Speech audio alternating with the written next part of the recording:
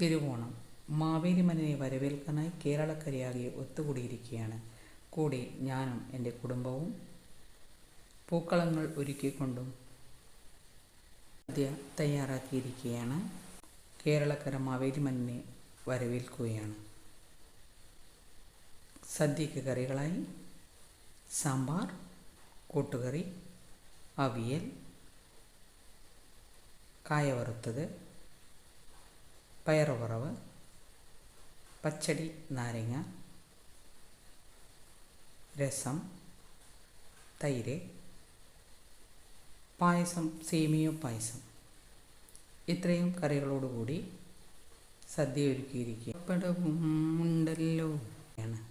മാവേലി മന്നനെ വരവേറ്റു. എല്ലാ കേരളീയർക്കും ഹൃദയം നിറഞ്ഞ ഓണാശംസകൾ.